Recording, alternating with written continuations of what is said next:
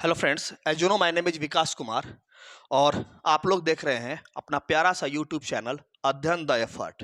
तो आज के वीडियो लेक्चर में हम लोग सिंगल फेज ट्रांसफार्मर का जो क्लासिफिकेशन है उसको थोड़ा सा स्टडी करेंगे।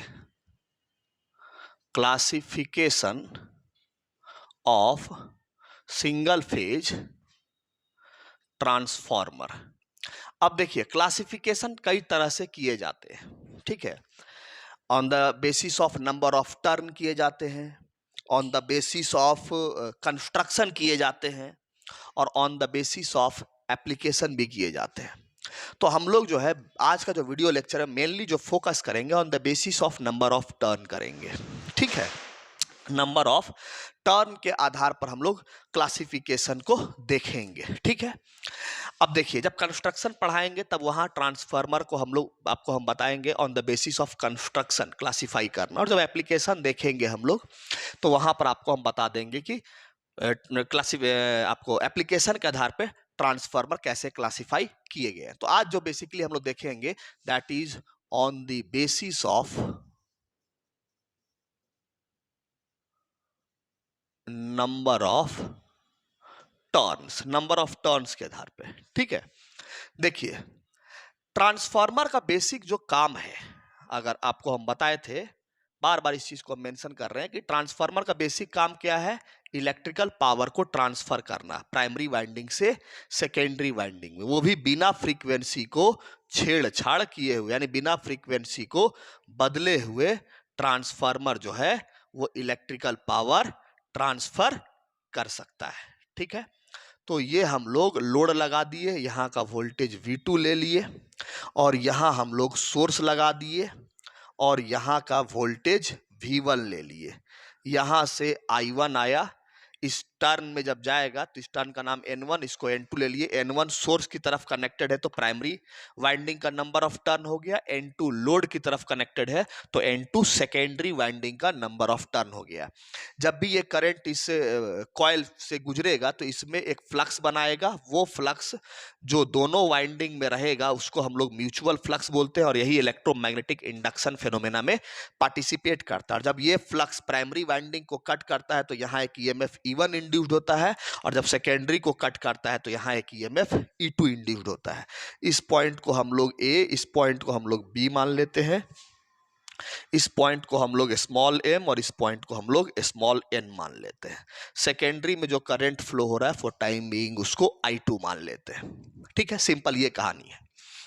अब ट्रांसफार्मर में क्या होगा, हम आपको जैसे कि प्रिंसिपल में बताए कि ट्रांसफार्मर इलेक्ट्रोमैग्नेटिक इंडक्शन प्रिंसिपल पे काम करता है, जिसमें कि फैराडे जो बोला, फैराडे का जो सेकेंड लॉ है उसके हिसाब से इंड्यूस्ड ईएमएफ का वैल्यू कितना दे सकते हो, -d लैम्डा बाई dt दे सकते हो, ठीक है।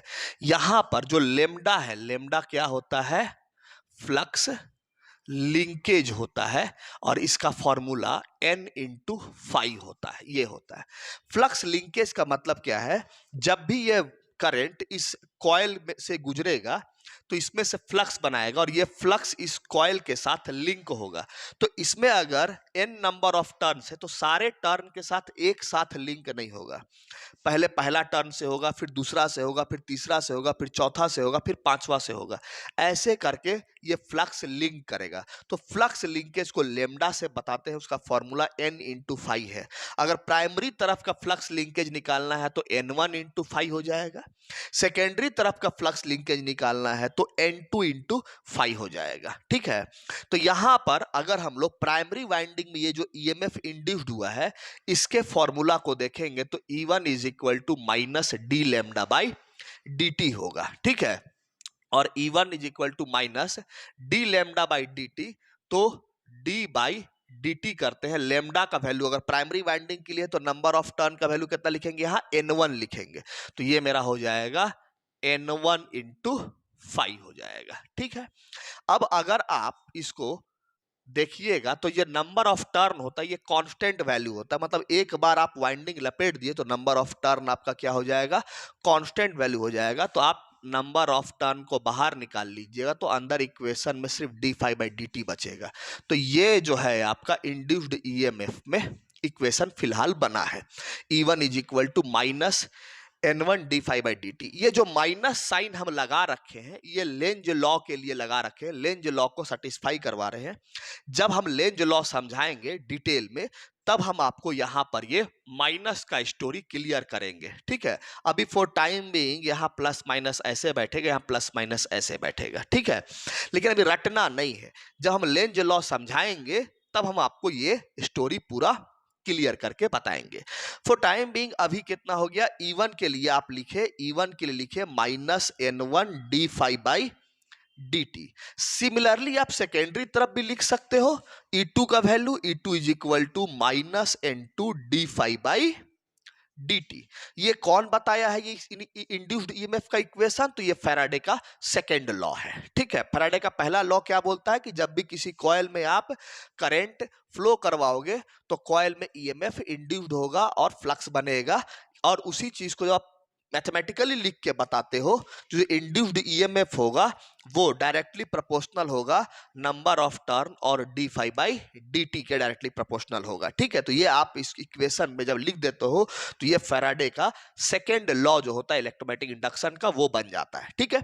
तो यहां पर जो है E1 is equal to minus N1 d phi by d t लिखते हैं, जबकि यहां पर E2 is equal to minus N2 d phi by d t लिखते हैं। अब अगर ध्यान से देखो कि d phi by d t यहां भी है और d phi by d t यहां भी है, ठीक है। मतलब अगर हमारा N1 ज्यादा हुआ, ठीक है, N2 से, अगर तुम्हारा N1 ज्यादा हो गया N2 से, हम ऊपर ये मिटा देते हैं, ठीक है। ये आई होप तुम लोग लिख लिए होगे, तो हम ये चीज को यहां से मिटा देते हैं समझाने के लिए, ठीक है। तो अगर किसी बंदा का case 1, if N1 is greater then N2, N1 is greater then N2 का मतलब वो प्राइमरी वाइंडिंग में 1000 टर्न लपेटा, सेकेंडरी वाइंडिंग में सिर्फ 100 टर्न लपेटा है, तो 1000 बड़ा है 100 से, ठीक है। तो ये हो गया N1 is greater then N2। अगर ऐसा है तो देखो d phi by d t तो दोनों में कॉमन है, अगर N1 बड़ा है N2 से तो ऑब्वियसली E1 का वैल्यू भी बड़ा आएगा, किससे, E2 से, तो E1 बड़ा हो जाएगा E2 से। मतलब प्राइमरी तरफ ज्यादा इंड्यूस्ड ईएमएफ मिलेगा, सेकेंडरी तरफ कम इंड्यूस्ड ईएमएफ मिलेगा। तो ये कैसा ट्रांसफार्मर कहलाएगा कि प्राइमरी तरफ ज्यादा वोल्टेज, सेकेंडरी तरफ कम voltage, then this is called as, then this is a step down transformer, ठीक है। तब ये क्या कहलाएगा, then this is a step down transformer, यहां लिख देते हैं। तो हमारा जो है N1 अगर बड़ा है N2 से तो ऑब्वियस सी बात है E1 क्या हो जाएगा, बड़ा हो जाएगा E2 से, इसलिए E1 is greater than E2। So transformer या this is a step down transformer, ठीक है। दूसरा केस जो संभव है वो है कि ऐसा भी तो हो सकता है कि N1 छोटा हो जाए N2 से। हाँ, इधर हम 500 टर्न लपेटे, इधर 1000 टर्न लपेटे, तो इधर टर्न कम, टर्न्स की संख्या कम, कम तार लपेटे, इधर ज्यादा तार लपेट दिए, तो इधर तार में लपेटना नहीं, नंबर ऑफ टर्न्स ज्यादा, इधर नंबर ऑफ टर्न्स कम, तो N1 is less than N2।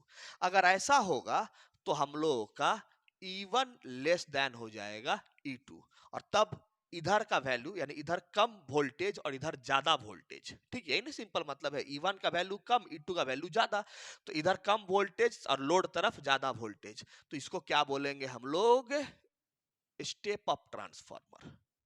ये है क्या हमारा, step up transformer, step up transformer, ठीक है। एक तीसरा केस भी तो संभव है, अगर हम लोग बोले एक थर्ड केस, एक थर्ड केस भी तो संभव है, केस 3, कि N1 बड़ा, N1 और N2 बराबर हो जाए। N1 और N2 बराबर होने का मतलब क्या हुआ कि जितना टर्न इधर लपेटे हैं बिल्कुल उतना ही टर्न इधर लपेटे हैं, तो हम लोग बोल सकते हैं E1 is equal to E2।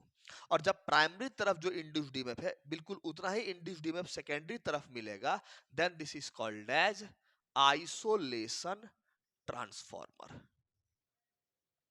Isolation transformer जो होता है ये दो मीडियम को, दो पावर नेटवर्क को आइसोलेट करने के लिए होता है। मान लेते हैं हमारे पास कोई एक पावर नेटवर्क X है, कोई दूसरा पावर नेटवर्क Y है। इन दोनों के बीच में हम चाहते हैं कि एक आइसोलेशन प्रोवाइड कर दे, ताकि इधर का फॉल्ट उधर ना जाए, कभी फॉल्ट आए तो उधर का फॉल्ट इधर ना आए, कभी फॉल्ट जनरेट हो तो बीच में हम लोग एक आइसोलेशन ट्रांसफार्मर लगाएंगे। पोटेंशियल सेम हो जाएगा तो इलेक्ट्रिकल पावर इधर से इधर जो है, इधर का कोई फॉल्ट इधर ट्रांसफर नहीं हो पाएगा, इधर का कोई फॉल्ट इधर ट्रांसफर नहीं हो पाएगा। This is called as isolation transformer. तो आइसोलेशन ट्रांसफार्मर में number of turn primary winding का बराबर रखा जाता है number of turn secondary winding के। ठीक है, तो आप देख सकते हैं on the basis of number of turn we can simply classify the transformer in step down transformer, in step up transformer and in isolation transformer. There are three types of transformer on the basis of the number of turn. First one is a step down, second is a step up, and third is isolation. In step down transformer, N1 is greater than N2, therefore E1 is greater than E2, and this is called as a step down. Whereas in step up transformer, N1 is less than N2, E1 is less than E2, and this is called as a step up transformer. Whereas in isolation transformer, the number of turns of the both the winding, that is primary winding a number of turn is equal to secondary winding number of turn, that's why E1 is equal to E2, and this is called as isolation transformer. तो ये आपका on the basis of number of turn आप classification कर दिए। ठीक है, अब देखिए इसमें एक छोटा सा और टॉपिक जो है, एक सब टॉपिक बोल लीजिए, इंट्रोड्यूस कर देते हैं, समझा देते हैं। ठीक है, वो क्या है कि जब आप प्राइमरी वाइंडिंग बोलते हो या सेकेंडरी वाइंडिंग बोलते हो, ठीक है, तब आप बेसिकली क्या बोलते हो? तो देखिए प्राइमरी वाइंडिंग जब आप कहते हो, ठीक है, तो इसका सिंपल मतलब क्या होता है, इससे एक जानकारी मिलती है कि आपका जो सोर्स है, ठीक है, मतलब प्राइमरी वाइंडिंग की तरफ सोर्स कनेक्टेड है और सेकेंडरी वाइंडिंग की तरफ लोड कनेक्टेड है। ठीक है, ये प्राइमरी और सेकेंडरी वाइंडिंग बोलने से बस इतना ही जानकारी मिलता है। आया बात समझ में? हम लोग जो है एक और तरह से वाइंडिंग को क्लासिफाई कर सकते हैं, that is called as high voltage winding and low voltage winding. ठीक है, तो हाई वोल्टेज वाइंडिंग का सिंपल मतलब क्या हुआ कि हाई वोल्टेज वाइंडिंग में ऑलवेज नंबर ऑफ टर्न्स ज्यादा रहेगा as compare to low voltage winding. ठीक है, तो अगर हम लोग देखें, ठीक है, एचवी और एलवी वाइंडिंग, ठीक है, high voltage and low voltage winding. ठीक है, तो इसको हम लोग कहते हैं एचवी वाइंडिंग और इसको हम लोग बोलते हैं एलवी वाइंडिंग। ठीक है, जब भी एचवी वाइंडिंग बोला जाएगा, the winding in which more number of turns, ऐसा वाइंडिंग इसमें नंबर ऑफ टर्न्स ज्यादा होगा। जबकि एलवी वाइंडिंग को इसको बोलेंगे the winding in which less number of turns. ठीक है, इसको हम लोग बोलेंगे एलवी वाइंडिंग। तो देखिए प्राइमरी वाइंडिंग जब कह रहे थे तो क्लियर कट प्राइमरी वाइंडिंग कोई बोला तो आपको एक इंफॉर्मेशन क्लियर हो गया, प्राइमरी वाइंडिंग है तो सोर्स तरफ होगा, सेकेंडरी वाइंडिंग है तो लोड तरफ होगा, इंफॉर्मेशन क्लियर है। लेकिन क्या इस बात का इंफॉर्मेशन मिला कि प्राइमरी वाइंडिंग बोलने से N1 का वैल्यू बड़ा है या N2 का वैल्यू बड़ा है? नहीं मिला। अब आपको ट्रांसफार्मर क्लासिफाई करके बताना पड़ेगा कि भैया स्टेप अप ट्रांसफार्मर अगर हुआ तो स्टेप अप ट्रांसफार्मर का मतलब इधर ज्यादा नंबर ऑफ टर्न, इधर कम नंबर ऑफ टर्न, ऐसे बताना पड़ेगा अगले को। ठीक है, स्टेप डाउन ट्रांसफार्मर का मतलब हुआ इधर ज्यादा नंबर ऑफ टर्न प्राइमरी तरफ और सेकेंडरी तरफ नंबर ऑफ टर्न कम, ऐसे आपको क्लासिफाई करके बताना पड़ेगा। लेकिन एक और तरीका है एचवी और एलवी वाइंडिंग के टर्म में, अगर आप ये बोलते हो, अगर आप ये बोलते हो कि प्राइमरी वाइंडिंग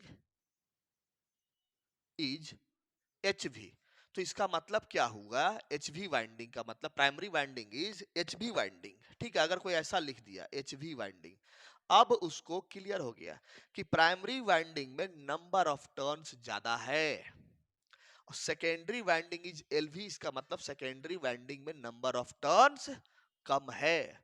तो इधर नंबर ऑफ टर्न्स ज्यादा, इधर नंबर ऑफ टर्न्स कम, मतलब प्राइमरी तरफ आप एच वी बोल दिए, सेकेंडरी तरफ आप एल वी बोल दिए। तो इसका मतलब इधर नंबर ऑफ टर्न ज्यादा, इधर कम, का मतलब क्या हुआ, स्टेप डाउन ट्रांसफार्मर है, सिंपल।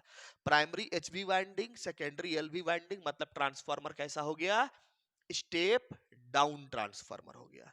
कोई बोला कि नहीं प्राइमरी वाइंडिंग मेरा एलवी है और सेकेंडरी वाइंडिंग मेरा एचवी है, तो उसको क्लियर हो गया कि सेकेंडरी वाइंडिंग एचवी मतलब इधर नंबर ऑफ टर्न ज्यादा और इधर नंबर ऑफ टर्न्स कम।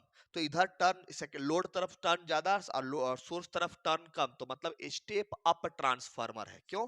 क्योंकि E2 का वैल्यू बड़ा हो जाएगा E1 से, तो ये कैसा ट्रांसफार्मर कहलाएगा, स्टेप अप ट्रांसफार्मर कहलाएगा। तो जब भी आप एचवी और एलवी वाइंडिंग के टर्म में बताते हैं तो आपका नंबर ऑफ टर्न्स क्लियर हो जाता है, लेकिन एचवी वाइंडिंग या एलवी वाइंडिंग बोलने से आपको ये क्लियर नहीं होता है कि वो प्राइमरी तरफ है या सेकेंडरी तरफ है। ठीक है, मतलब सोर्स तरफ है या लोड तरफ है। देखो एचवी वाइंडिंग इधर भी हो सकता है उधर भी हो सकता है, डिपेंडिंग ऑन किस तरह का ट्रांसफार्मर है, स्टेप अप है या स्टेप डाउन है। तो अभी आपको हम दोनों एग्जांपल लेके दिखा है। अगर एलवी वाइंडिंग प्राइमरी तरफ है और एचवी वाइंडिंग सेकेंडरी तरफ है, तो मतलब इधर सेकेंडरी तरफ एचवी और प्राइमरी तरफ एलवी, तो इसका सिंपल मतलब क्या हुआ कि N2 is greater then N1। जैसे कि एक हम अभी चार्ट आपको लिए बना देते हैं, ये आपको ज्यादा क्लियर कर देगा। ठीक है, प्राइमरी वाइंडिंग, सेकेंडरी वाइंडिंग और टाइप ऑफ ट्रांसफार्मर, ऐसे आप एक चार्ट बना लीजिए। अगर आपका प्राइमरी वाइंडिंग एचवी हो गया और सेकेंडरी वाइंडिंग एलवी हो गया, तो इसका मतलब क्या हुआ, इसका मतलब क्या हुआ, प्राइमरी वाइंडिंग मतलब एचवी यानी N1 बड़ा हो गया किससे, N2 से। हाँ, एचवी हो गया, ये हो गया एचवी मतलब ये N1 हो गया और एलवी ये N2 है सेकेंडरी। तो देखिए ना, ये प्राइमरी वाइंडिंग मतलब N1 और सेकेंडरी वाइंडिंग मतलब N2। तो इसका मतलब क्या हुआ कि N1 बड़ा हो गया N2 से। कैसा ट्रांसफार्मर हो गया ये, स्टेप, ये बड़ा है ये कम, तो स्टेप डाउन, स्टेप डाउन। ठीक है, एक संभावना यह है कि प्राइमरी वाइंडिंग एलवी हो जाए और सेकेंडरी वाइंडिंग एचवी हो जाए। तब ऐसा केस में क्या हो जाएगा, N1 लेस देन N2 होगा और ये हो जाएगा स्टेप अप। ठीक है, तो इस चार्ट को आप जो है याद रखिए। याद रखने से बेहतर है आप अच्छे से समझ लीजिए चीजों को, तो आपको याद रखने की जरूरत नहीं पड़ेगी। ठीक है, तो this is simply your classification of transformer. ठीक है, इसी के अंदर हम आपको एचवी एलवी वाइंडिंग का कॉन्सेप्ट भी क्लियर कर दिए। तो आई होप आपको जो है थोड़ा सा क्लैरिटी आया होगा। नेक्स्ट वीडियो लेक्चर में हम लोग नेक्स्ट जो टॉपिक होगा उसको कवर अप करेंगे। Till then thank you very much. और हाँ, जो लोग नए हैं चैनल पे को सब्सक्राइब करें, लाइक करें और शेयर करें। ठीक है, चलिए पढ़ते रहिए। Thank you very much.